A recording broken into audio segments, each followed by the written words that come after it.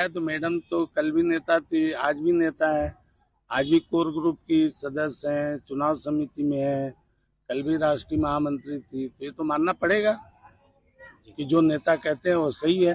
अब उसकी समीक्षा के बारे में मुझे क्या पता, 5 साल बाद यदि उनको समझ आ रहा है तो बहुत 5 साल पीछे चल रहे हैं। नमस्कार, मैं हूं मोहन तिवारी। आज के मुद्दे में आपका स्वागत है और आज का मुद्दा है बीजेपी ने अपनी जब तैयारियां शुरू की है तो उसे पिछले पार्ट को भूलकर नए सिरे से पढ़ाई करने की जरूरत पड़ रही है, क्योंकि 2018 बीजेपी के लिए अच्छा नहीं रहा। ऐसे में क्या पुरानी हार को भूलकर नए सिरे से तैयार हो पाएगी बीजेपी, और बीजेपी की इस विजय यात्रा के राह में क्या क्या रोड़े हैं, इसी पर आज हम चर्चा करेंगे। क्योंकि कांग्रेस चुटकी लेने से नहीं चूक रही है कि 2018 में जब सफल नहीं हो पाए वो 2023 में क्या करेंगे। लेकिन इन सब के बीच जो बयानों के दौर चल रहे हैं, कांग्रेस के अलावा बीजेपी में भी अलग अलग बयान आ रहे हैं, इन सब बातों पर चर्चा करेंगे। मिलते हैं उन मेहमानों से जो इस चर्चा में हमारे साथ रहेंगे। हम बहुत स्वागत करते हैं, हमारे साथ स्टूडियो में जुड़ रहे हैं बीजेपी का पक्ष रखने के लिए वरिष्ठ भाजपा नेता रमेश ठाकुर जी, आपका बहुत बहुत स्वागत है। कांग्रेस का पक्ष रखने के लिए हमारे साथ जुड़ रहे हैं शशि भगत जी, आपका भी बहुत स्वागत है। और उचित शर्मा जी वरिष्ठ पत्रकार के रूप में हमारे साथ जुड़ रहे हैं, उनका भी बहुत बहुत स्वागत है। तो तीनों मेहमानों का स्वागत कर इस चर्चा को शुरू करते हैं, क्योंकि चुनावी वर्ष है और चुनावी वर्ष में अपनी सेना यानी कार्यकर्ताओं को तैयार करने का क्रम जारी है। भाजपा ने एक सोची समझी रणनीति के तहत अपने कार्यकर्ताओं को संगठित करने के लिए बूथ सशक्तिकरण अभियान बनाया हुआ है। लेकिन इस बूथ सशक्तिकरण अभियान में रह रहकर वो बात सामने आती है जो कार्यकर्ताओं की टीज भी है कि 2018 में क्या हुआ था, अब 2019 की बात अगर करना है तो क्या उसे भूलना होगा या उस हार से सबक लेना होगा। सबसे पहले रमेश ठाकुर जी की ओर चलते हैं। रमेश जी, कल की बैठक में आप भी मौजूद थे।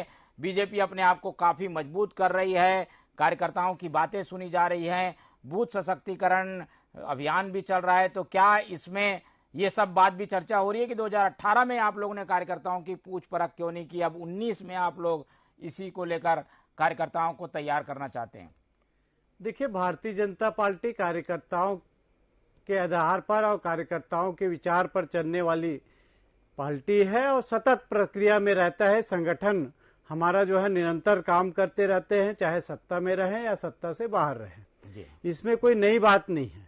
ये हमारा जो है संगठन की एक प्रक्रिया के अंतर्गत कल भी जो हमारा विधानसभा स्तरीय बैठक हुआ है उसमें इसी बातों पर लेकर है, और आने वाला समय की तैयारी भारतीय जनता पार्टी ने पूरी तरह से कर लिया है।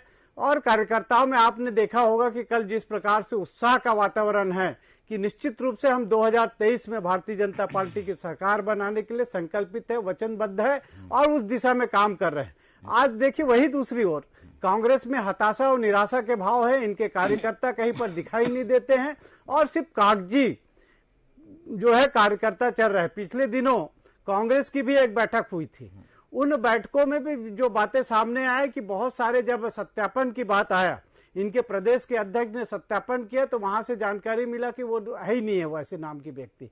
इस प्रकार से फर्जी नामों के आधार पर ये जो है इनकी काम चलता रहा। जिस प्रकार से प्रदेश सरकार का पूरा 4.5 साल का रवैया रहा कि पूरे इस 4.5 साल में झूठ बोलने के अलावा इनका किसी भी प्रकार के धरातल में कोई काम नहीं रहा, कागजी बात रहा, बयानबाजी रहा।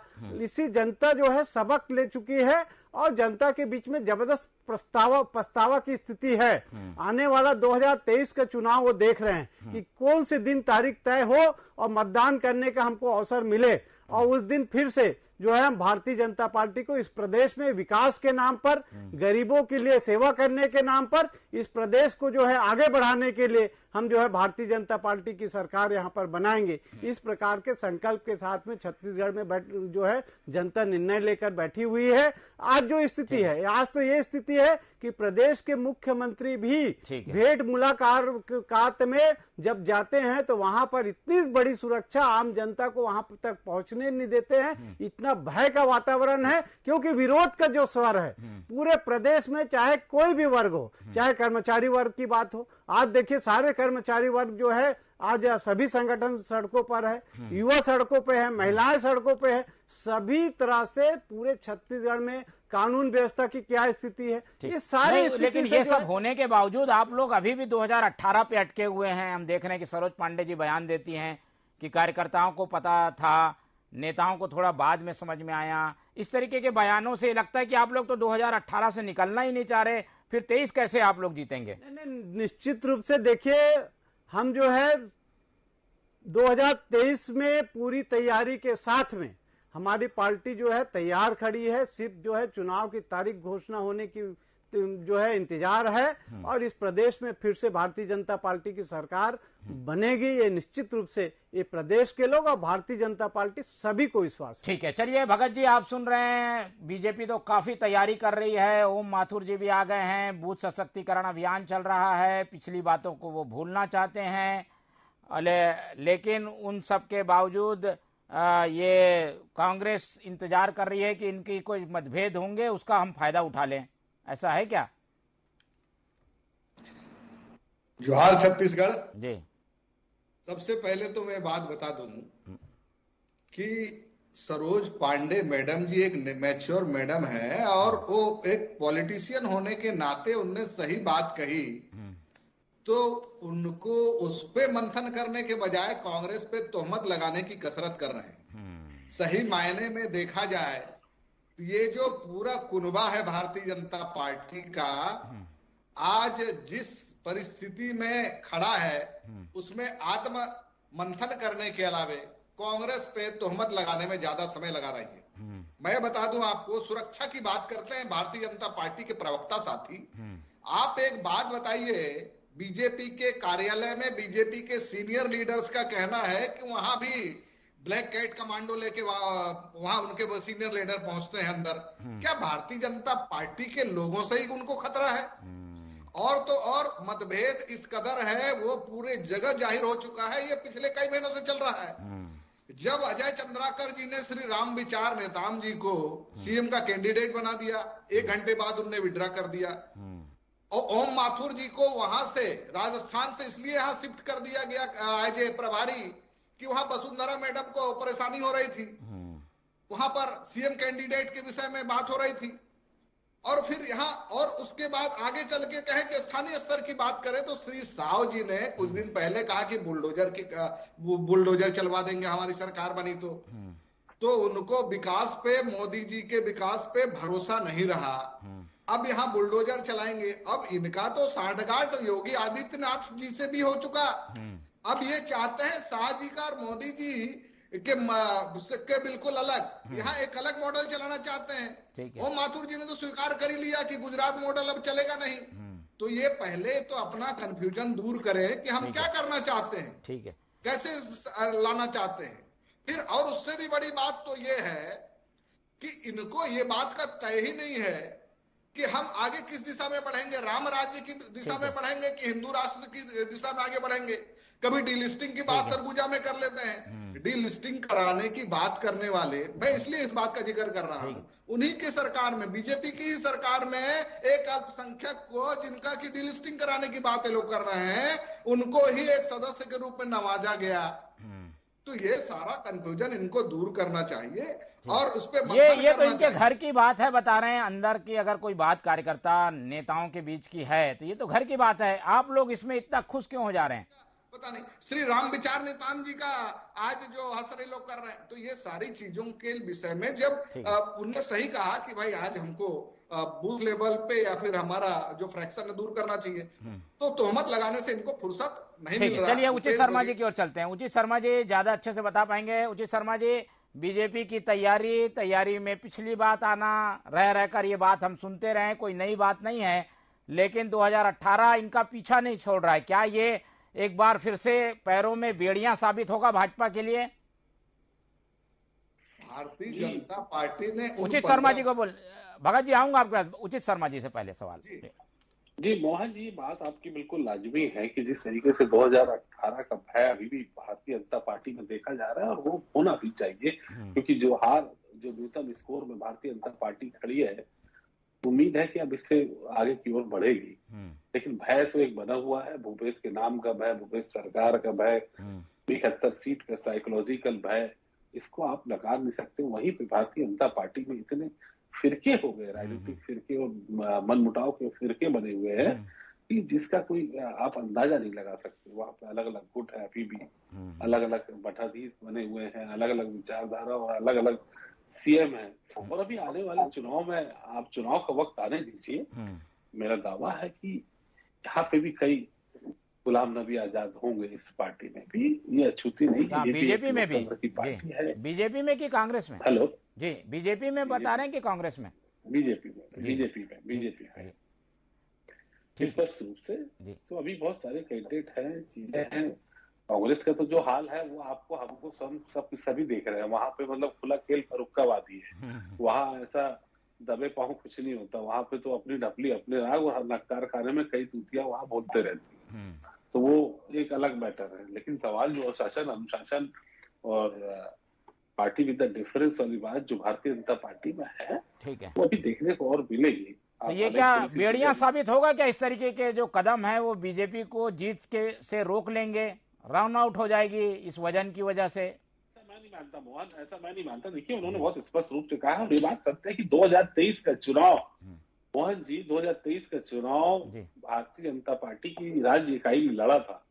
2023 का चुनाव राष्ट्रीय इकाई लड़ेगी, ये बात सत्य है। बिल्कुल जी। और उनकी चाहे जितने भी अनुषांगिक संगठन है, जितने भी आरएसएस के लोग हैं, जितना केंद्रीय नेतृत्व है और जितने प्रभारी यहाँ भेजे जा रहे हैं, जिस तरीके से काम किया जा रहा है, तो निश्चित तौर पे भारतीय जनता पार्टी इससे ऊपर जाएगी। और ये बात भी सत्य है कि इतने गुट होने के बावजूद भी कुछ लोग निराश होंगे और निराश होकर कुछ अलग भी होंगे। कई लोगों का मान सम्मान भी नहीं हो रहा है, जैसा कि अभी हमारे भगत साहब कह रहे थे, प्रवक्ता महोदय। तो वो अलग मैटर है कि हो सकता है कि इसमें भी कोई अछूते नहीं है कि यहाँ से भी कोई विरोध की स्वर निकल सकते हैं। लेकिन ये बात सत्य है कि ये चुनाव में ये कार्यकर्ता जानते थे। मैडम की बात से मैं, सरोज मैडम की बात से मैं 100% सहमत हूँ कि हर कार्यकर्ता जानता था कि हमारी स्थिति वो नहीं है, ठीक है, जो बताई जा रही। नेता इसको पहचानने में लेट कर गए, देर कर गए, इस मुगालते में रह गए कि हम पार्टी के कारण, मोदी जी के कारण आ सकते हैं। ये बात से मैं सहमत हूँ। ठीक है, बिल्कुल सही विश्लेषण करते हुए ये बात को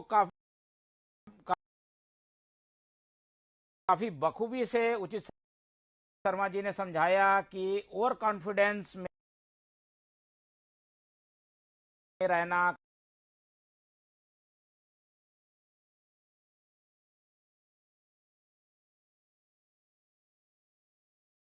सशक्तिकरण में शामिल हुए हैं। क्या बीजेपी इन्हीं सब में उलझी रहेगी या इन सबको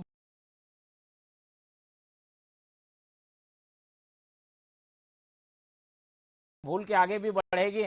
फिर कोई ना कोई ऐसा बयान दे देता है कि कार्यकर्ताओं की पूछ परख नहीं हुई या कार्यकर्ताओं की नहीं सुनी गई, नेता मनमानी करते रहे। ये सारी चीजों को कब भूलेगी भाजपा? देखिए मोहन जी, ऐसा है कि कांग्रेस के प्रवक्ता भी भारतीय जनता पार्टी के विषय में बोल रहे थे। स्वयं अपना घर देखना चाहिए। जिनका घर कांच की हो, दूसरे को पत्थर मारने का प्रयास करते हैं। लगातार जो है, चाहे प्रिंट मीडिया, इलेक्ट्रॉनिक मीडिया हो, सभी जगह और प्रत्यक्ष रूप से देखने के आते हैं कि प्रदेश के अध्यक्ष का फोटो गायब रहता है। इनके यहाँ जो कोहराम मचा हुआ है इनके पार्टी में, उसकी चिंता इनको करना चाहिए। एक तरफ सीधे टीएस बाबा जो है बोलते हम मुख्यमंत्री बनने के लिए हम भी जो है लाइन में है, दूसरी तरफ जो है मुख्यमंत्री, तीसरी तरफ इनके प्रदेश के अध्यक्ष आए दिन बदलने की बात कर रहे हैं। तो इस प्रकार निर्णय नहीं ले पा रहा है कांग्रेस पार्टी कि वास्तव में क्या स्थिति। इनके यहाँ जो गुटबाजी है चरम सीमा में है। Bharatiya Janata party cadre base party, मैं आज भी बोल रहा हूँ, दावे के साथ बोल रहा हूँ कि भारतीय जनता पार्टी में कहीं गुट नहीं है। और जो लोग समझते हैं कि वहां पर गुट है, मन मुटाव है, मतभेद है, वो मुगालते में रहे। इससे भारतीय जनता पार्टी की सेहत में कोई फर्क नहीं पड़ने वाला है। भारतीय जनता पार्टी 2023 के चुनाव में एक स्वर में, एक साथ, पूरी ताकत के साथ हमारे चाहे नेता हो चाहे कार्यकर्ता हो चुनाव लड़ेंगे। और ये प्रदेश की जनता का विश्वास इस बार भारतीय जनता पार्टी के ऊपर निश्चित रूप से, पिछले 2018 की बात जो करते हैं, 2018 में इनको अपनी बात को जो है विश्वास दिलाने के लिए गंगा जल की कसम खाना पड़ा, गौ माता का पूंछ पकड़ना पड़ा। इस बार जो है एक बार प्रलोभन में इस प्रदेश की जनता को आप काट के हांडी को एक ही बार चढ़ा सकते हैं, इस बार नहीं चढ़ने वाला है। इस 4.5 साल में जो छत्तीसगढ़ प्रदेश का दुर्गति हुआ है, छत्तीसगढ़ प्रदेश में जो भ्रष्टाचार, जो कोल माफिया, रेत माफिया, शराब माफिया और इस प्रकार के सारा वातावरण बना, झूठ लबारी बोलने का, आज शराबबंदी की बात, चलिए जी ठीक है। ठाकुर साहब की बात से, ये पूरी तकरीर से एक बात साफ है कि मेरी शर्ट से ज्यादा आपकी शर्ट उजली नहीं है, आपके शर्ट में ज्यादा दाग है, हमारे में कम है, कुछ इस तरीके की होड़ दिखाई दे रही है। आपसी उलझन से ज्यादा एक दूसरे को ये बताने की कोशिश कि आप कितने उजले हैं और हम कितने गंदे हैं, इस तरह की स्थिति चल रही है। क्या जवाब देंगे भगत जी? क्या है, श्री ठाकुर जी प्रवक्ता साथी को ये बात उनने जो कहा कि सेहत भारतीय जनता पार्टी की सही है या नहीं है, हम एक बात बता देते हैं, भारतीय जनता पार्टी की सेहत इस कदर बदल चुकी है, बर्बाद हो चुकी है कि श्री कौशिक जी की जगह श्री चंदेल जी को लाया गया, वहां भी किन्हीं कारणों से उलझ गए। लेकिन वो ये कह रहे हैं कि अपना घर देखें, कांच के घर में हैं आप लोग, पत्थर ना मारे उनके घर में, ये कह रहे हैं वो। श्री साय जी को लाया गया, वहां भी ये लोग, साहू जी को लाया गया, वहां भी ये बुलडोजर चलवाने की बात कर गए। तो ये जो सारा मसला चल रहा है, गाय गोबर और गंगा की राजनीति करने वाले ये जो लोग रहे हैं, उसमें भी जैसे अभी आया हुआ है, जो अभी पूजा पाठ चल रहा है जिसका, हम एक बात कहते हैं, माता कौशल्या जी का जो पूजा अर्चना जो हर साल करने की बात आई, तो इसी तरह से राम गमन पथ के जिसके भरोसे लोग करते थे, ये सारा मुद्दा इनसे छिना गया, ये मुद्दा विहीन हो गए हैं। स्थिति इनकी ये है कि अब मुद्दे की तलाश में कभी यहाँ चले जाते हैं, कभी वहां चले जाते हैं, कभी गुजरात चले जाते हैं, कभी कर्नाटक चले जाते हैं, कभी सीबीआई को ले आते हैं। एक बात भगत जी, आपके राष्ट्रीय अध्यक्ष जो है वो दिल्ली में बैठ के बोल तो दे कि हम राम राज्य की ओर जो है हम समर्थन करते हैं, राम मंदिर का समर्थन करते हैं। इस प्रकार की बात खाली छत्तीसगढ़ में बोलने से नहीं होगा। कांग्रेस की कथनी और करनी में क्या अंतर है, ये स्पष्ट रूप से आपको दिखाई देगा। आप जो है राहुल गांधी जी से बोलिए, प्रियंका गांधी जी से बोलिए, जो है कि वो बोले वहां से जय श्री राम के नारा लगाए, और हम हिंदुत्व के विचारधारा के साथ में राम राज्य लाने के लिए कांग्रेस पार्टी प्रतिबद्ध है, ये कहे तो सही। इस प्रकार के जनता प्रोग्राम में नहीं आने वाला है। 2018 समाप्त हो चुका, एक एक बात आया, अब नहीं आने वाला है। ये राम राज्य की बात तो करो मत आप, एक एक करके बात रखें मत। भगत जी, भगत में छूट है, इस प्रकार के जो है रामनवमी का रूप लेके छत्तीसगढ़ में जो कांग्रेस पार्टी चल रहा है, इससे जनता समझ चुका है। एक एक करके भगत जी चलिए, ठीक है, आएंगे ठाकुर साहब, भगत जी जल्दी अपनी बात खत्म कर लीजिए। क्या आप इन्हीं के भरोसे हैं कि इनके यहाँ लड़ाई होगी तो हमको फायदा होगा?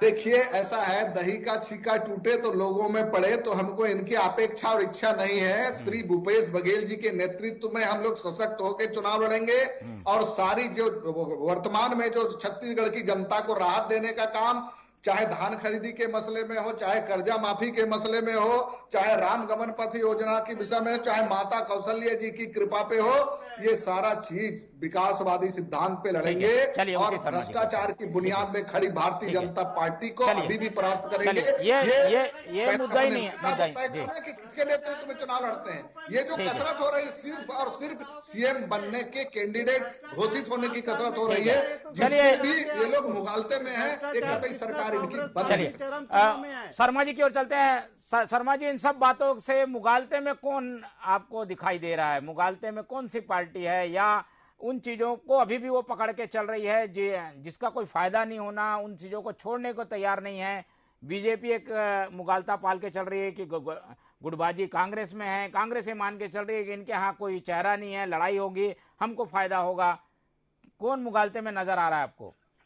देखिए, कोई भी राजनीतिक पार्टियां अभी आदर्श स्थिति में नहीं पहुंची, चाहे वो पक्ष हो चाहे विपक्ष हो, अपनी अपनी त्रुटियां सभी में है। अगर कांग्रेस में भी उतनी है और भाजपा में उतनी है, लेकिन ये जो मानना है कि 2023 के चुनाव आते आते तक भारतीय जनता पार्टी इसको बराबरी के तक ला सकती है, इस बात की उम्मीद की जा रही है, क्योंकि उनकी तैयारी अच्छी चल रही है, काफी केंद्र का काफी मदद मिल रही है, संघर्ष निचले स्तर पे चल रहा है, काफी मीटिंगें हो रही हैं। वो बात अलग है कि कार्यकर्ता इससे त्रस्त है, मीटिंगें काफी चल रही हैं, बड़े बड़े राजनीतिक संप्रदाय के और बड़े बड़े राजनीतिक विचारधारा के मठाधीश या बड़े पद के लोग आए हैं जो बड़े राज्यों से, तो वो अपनी अपनी रणनीति सब चीजें उनके प्रयास शुरू है। लेकिन ये बात है कि भारतीय जनता पार्टी संघर्ष कर रही है और भूपेश बघेल के केवल नाम पे आप कांग्रेस वोट नहीं ले सकती, उसे करके दिखाना पड़ेगा। उसे दिखाने की कोशिश की है, अपने अंदर जो गुटबाजी है, जो इनके अध्यक्ष की है, जो इनके अन्य मंत्रियों के बीच है,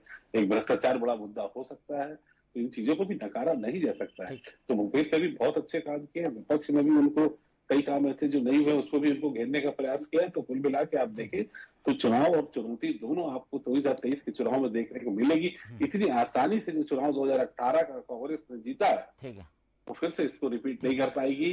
वो 2023-18 का चुनाव बहुत न्यूनतम स्कोर पर थी भाजपा, पर इतने न्यूनतम स्कोर में कभी नहीं रहेगी। शर्मा जी, लेकिन मैं ये भी जानना चाह रहा था कि सरोज पांडे जी ऐसा बयान देकर क्या बताना चाह रही हैं कि पिछले बार जो लोग थे लीडरशिप में उनकी गलती है, ये बताने की कोशिश के लिए उन्होंने ये बयान दिया है?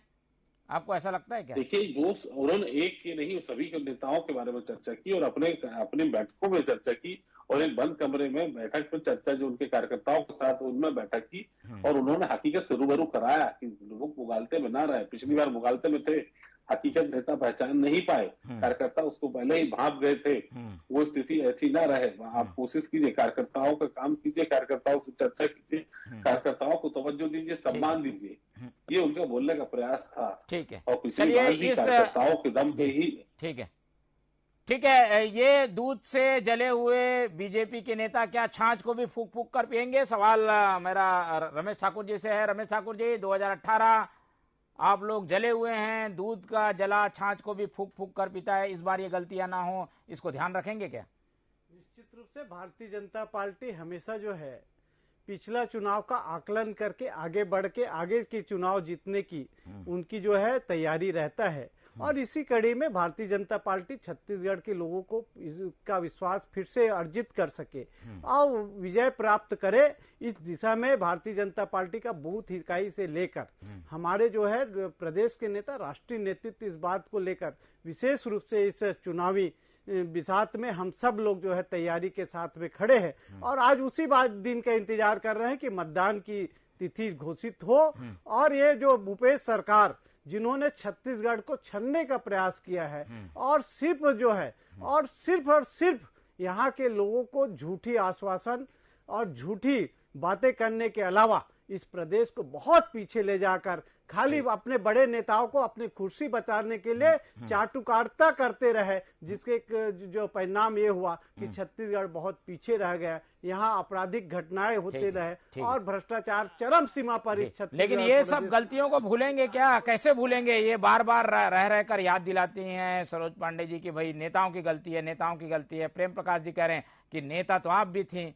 इस तरीके की बातें जब आएंगी तो कार्यकर्ताओं में क्या मैसेज जाएगा? तो बता रहा हूँ मोहन जी कि हम 2023 के चुनाव को, पिछले चुनाव की जो भी हमारी कमियां रहा, जो भी रहा, उस सब को जो है ध्यान में रखते हुए आने वाला 2023 के लिए हमारे एक एक कार्यकर्ता बूथ सशक्तिकरण अभियान में जो ये समीक्षा हो रहा है, ये कांग्रेस पार्टी में जैसे पिछले समय आया ना, पेपर में आया था कि उनके प्रदेश के अध्यक्ष जब 2 लोग को फोन लगाए पता चला कि वहां उस नाम के व्यक्ति नहीं है। इसी बात की समीक्षा हो रहा है कि हमने जो बूथ सशक्तिकरण अभियान 10 दिन चलाया, उन बूथ सशक्तिकरण में हम कितने सफल रहे और हमारी तैयारी बूथ में क्या है, इस सारे चीज को लेकर इस प्रदेश सरकार की नाकामी, इस प्रदेश सरकार की झूठ, इस प्रदेश सरकार की भ्रष्टाचार, इस प्रदेश सरकार की जो अराजक स्थिति छत्तीसगढ़ में, उन सब मुद्दों को लेकर सब चीजों को भूलकर अपनी तैयारी में जुट गई है, कार्यकर्ताओं से बात कर रही है, बूथ को सशक्त कर रही है और बूथ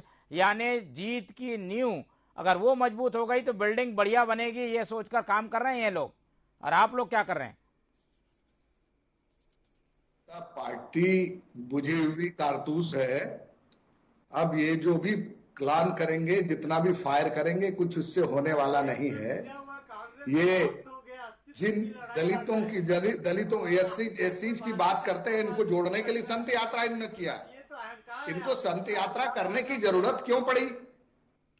बूथ चाहे कितना मजबूत करने का प्रयास कर ले, उनकी नीयत में अगर खोट हो तो सरकार बनना दिल्ली, हनोई दिल्ली दूरस्थ जो है वो चरितार्थ होगा।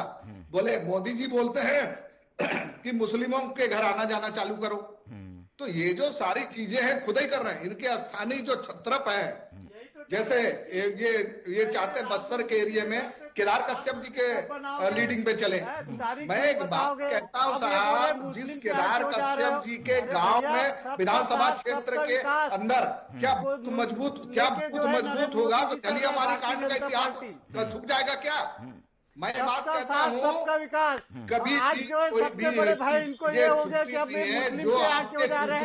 अरे जिस प्रदेश जो है इस देश में तुष्टीकरण को लेकर मुस्लिमों में भय पैदा करके प्लान बना ले करने का जो प्रयास एक्सरसाइज करने से रोकना नहीं चाहिए।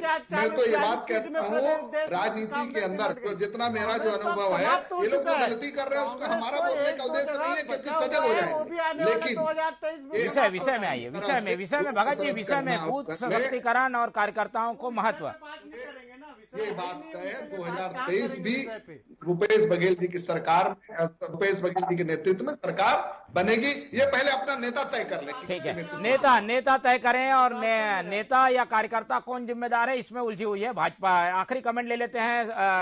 शर्मा जी, आप क्या देख रहे हैं? इस तरीके की बातें लगातार आएंगी, समीक्षा भी आएगी, समीक्षा से सबक लेकर काम करने की जरूरत भी बताई जाएगी, लेकिन अभी के स्तर पर काम बीजेपी कांग्रेस में कैसा हो रहा है, आपका क्या आकलन है? इन सब बातों से दीगर आप क्या सोचते हैं?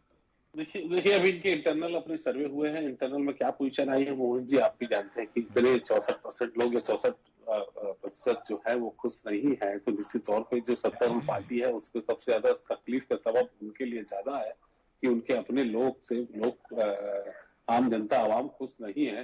तो मेरी ख्याल से ये समय है, सुधारा जा सकता है स्थितियों को। जी समय है सुधारने का, अगर सुधार सके 6 महीने वक्त होता है कि अगर सुधार सके तो अपनी पोजीशन सुधार ले। लेकिन कांग्रेस के लिए जरूर तकलीफ का वक्त है क्योंकि उनकी संख्या भी ज्यादा है। तो निश्चित तौर पर भारतीय जनता पार्टी आने वाले समय में जो लगता है कि इसको बराबरी की सिचुएशन में लाके और कांग्रेस को काफी डाउन करने की पोजीशन में वो आ जाएगी। भूपेश बघेल का ये बात भी सत्य है कि भूपेश बघेल के बराबर का चेहरा भारतीय जनता पार्टी में नहीं है, और जो है वो कार्यकर्ताओं की पसंद है और विधायकों की पसंद है।